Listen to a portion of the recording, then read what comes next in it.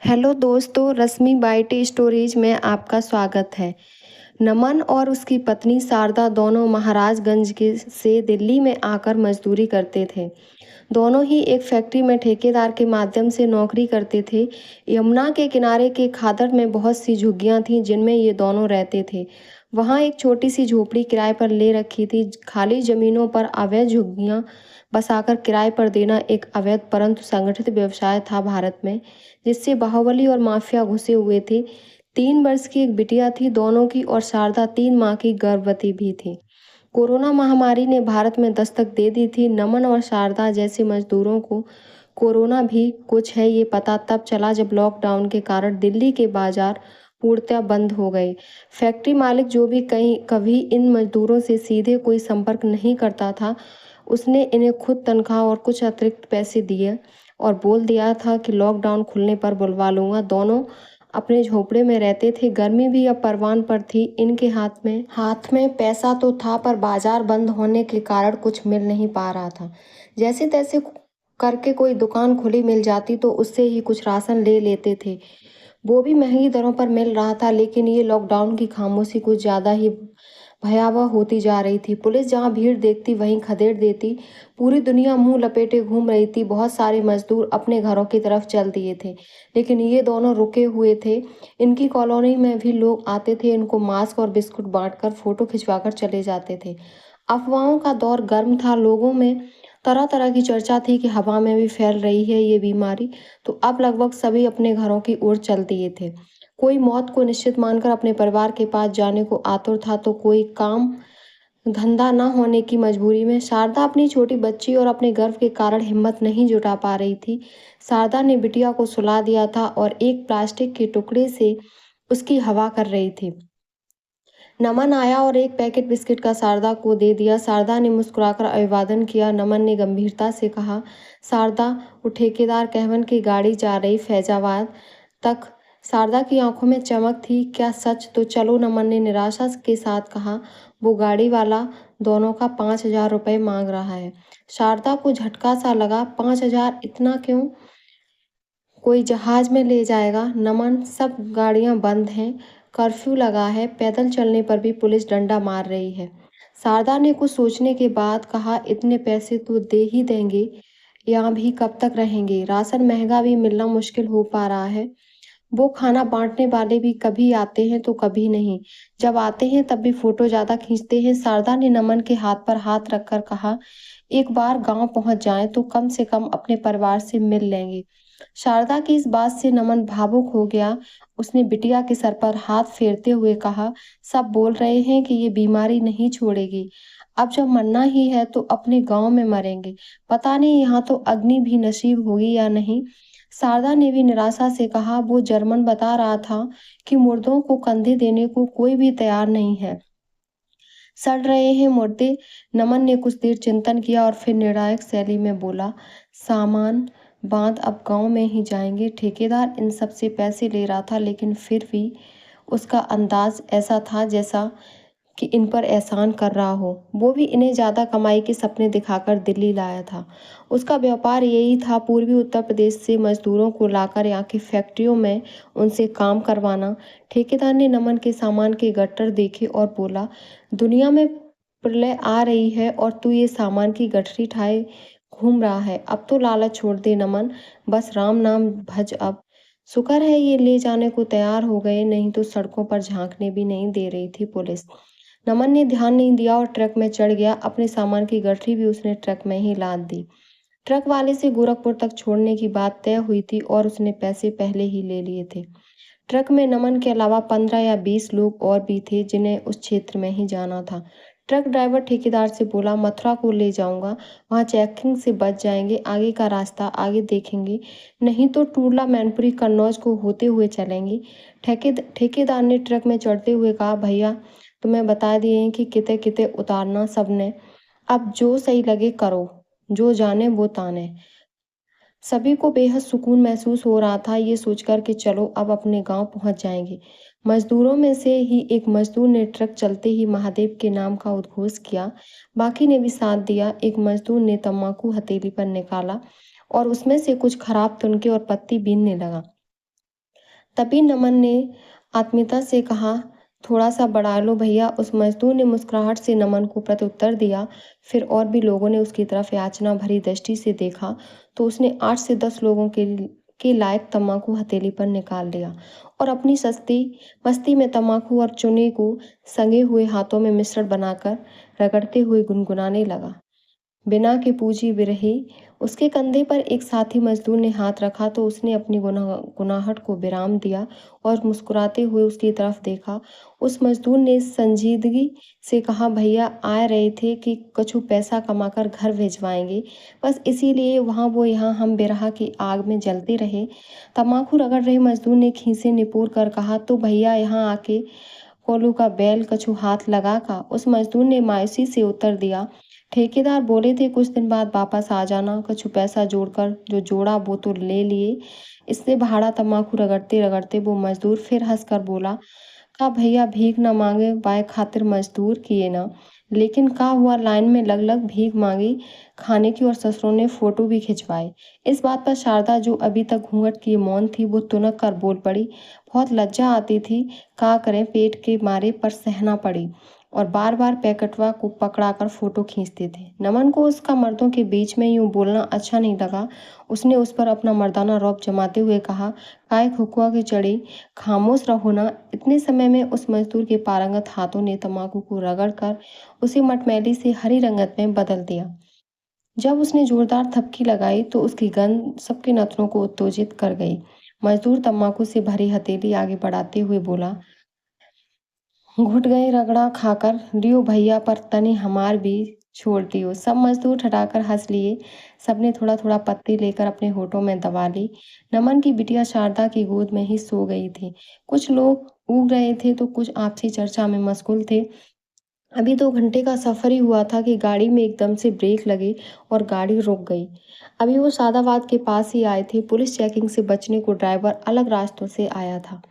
ठेकेदार भागकर पीछे आया और हड़बड़ाहट में बोला, उतरो सब नीचे। फिर वो उन्हें सड़क से हटकर अलग रास्ते पर ले गया और आगे जाकर बोला, इस रास्ते से आगे जाकर सड़क पर मिलो, सब चेकिंग चल रही है।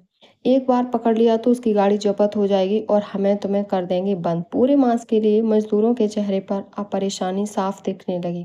उन्होंने पैसे सारे दे दिए थे। एक मजदूर बोला, अरे ठेकेदार साहब, पुलिस से कुछ कह सुनकर देख लो ना। ठेकेदार ने माथे में सलवटे डालते हुए कहा, इतनी बुद्धि तो मुझे भी दी है भगवान ने। बात करेंगे लेकिन भैया इतनों तो देख कर आगे न जाने देंगे। नमन थोड़ा हिचकिचाते हुए बोला, वो आ तो जाएगा हमें लेने ठेकेदार साहब। ठेकेदार ने नमन के कंधे पर हाथ रखते हुए कहा, नमन तुम ही न हो हजारों के काम दिलवाए यहाँ, और अब उनके देश भी पहुंचा रहा हूँ। भैया यूँ विपदा ऐसी आई है, कम से कम अपने परिवार से तो मिल लेंगे। एक मजदूर ने गंभीर आवाज में कहा, यूँ बीमारी तुझे पता नहीं कितनों को मारेगी। अब तो बस इतना हो जाए कि अंत काल में अपनी मिट्टी मिल जाए। बाबूजी, उसकी इस बात से कई मजदूरों की आंखों में से पानी बह निकला। शारदा ने अपनी साड़ी के पल्लू से अपनी आंख साफ की। ठेकेदार ट्रक वाले के साथ गया और वो सब बताए रास्ते के अनुसार चल दिए। जहां उन्हें बताया था वो सब वहां पहुंच गए। बहुत समय तक इंतजार भी किया। सूरज सर पर चढ़ आया था लेकिन ठेकेदार का कोई ठिकाना नहीं था। ठेकेदार का फोन भी नहीं लग रहा था।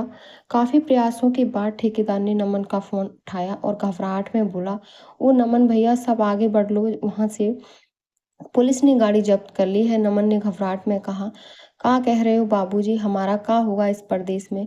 फोन लाउड मोड पर था तो सभी सुन रहे थे। उधर से ठेकेदार ने कहा, भैया जैसा बोल रहे हैं वैसा करो, न पुलिस आ रही है सबको लेने, फिर डाल देगी कहीं बंदी में, और यहाँ मरे तो भैया पता नहीं, देखो अग्नि भी नसीब हो या ना हो।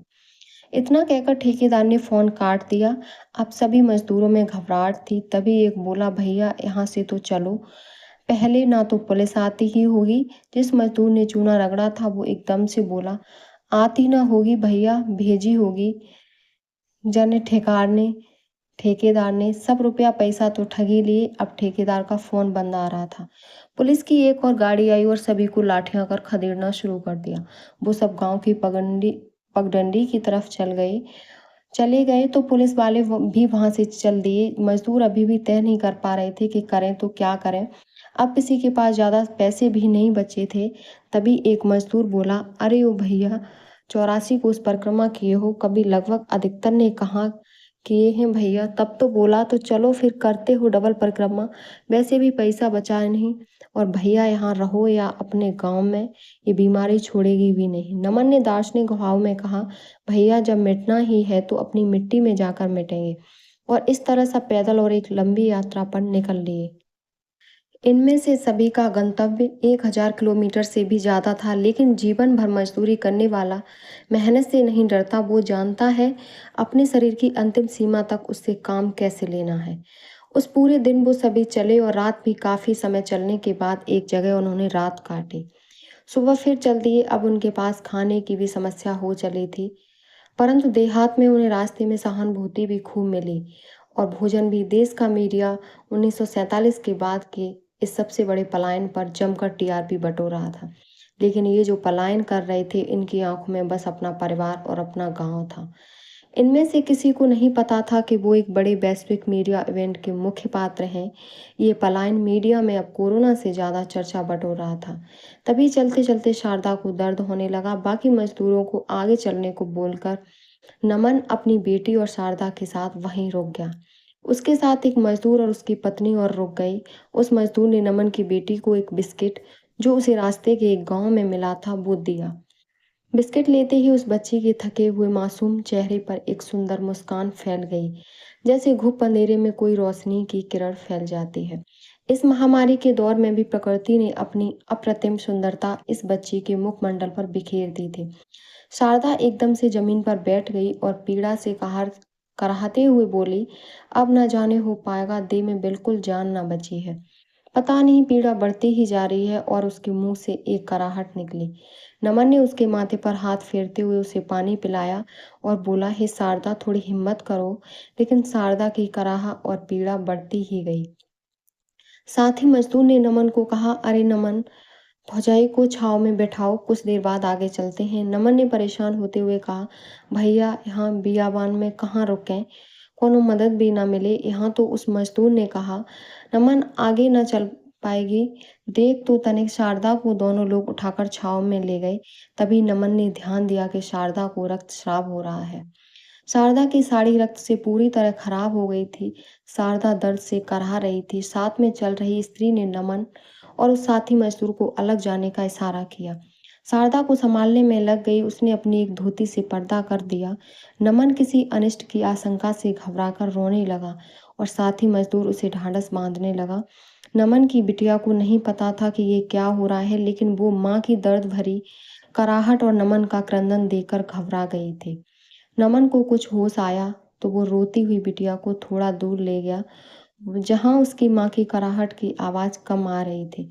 कुछ समय बाद जब शारदा शांत हो गई तो नमन शारदा को देखने उसके पास आया। उस महिला ने शारदा को दूसरी साड़ी पहना दी थी और रक्त से सनी उसकी साड़ी वहीं पास में पड़ी हुई थी। उस महिला ने नमन के पास आकर भीगी आंखों से कहा, भैया, शारदा का लल्ला ना रही। नमन शारदा के पास गया और उसके सर पर हाथ फेरने लगा। उसकी बिटिया कुलबुलाते हुए उसकी गोदी में छिप गई। दर्द से अब राहत थी, लेकिन हृदय में उसके अजन्मे बच्चे के यूं काल का ग्रास बन जाने के घाव थे। ये मानसिक पीड़ा उस दैहिक दर्द से भी ज्यादा थी। अपनी बेटी के कोमल हाथों के स्पर्श से शारदा के चेहरे पर एक शांति का भाव आ गया। शारदा ने रोते हुए नमन से कहा, देखिए ना, हमारे लल्ला ने तो अभी दुनिया देखी भी नहीं थी और लील गई ये महामारी उसे। नमन ने उसे अपने अंक में लेते हुए कहा, रो मत शारदा, बिटिया घबरा जाएगी, भगवान सब सही करेगा। शारदा ने भगवान को कोसते हुए कहा, हम मजदूरों का कोई भगवान नहीं, कहीं नहीं जाना मुझे, अब बस तो यहीं मर जाऊंगी। अपने लल्ला के साथी और शारदा हिड़की देकर रोने लगे। नमन ने कहा, ना शारदा ना, ऐसी बात ना कर, जी को तनी मजबूत कर। यहाँ परदेश में ना मरेंगे, मरना है तो अपने गांव जाकर मरेंगे।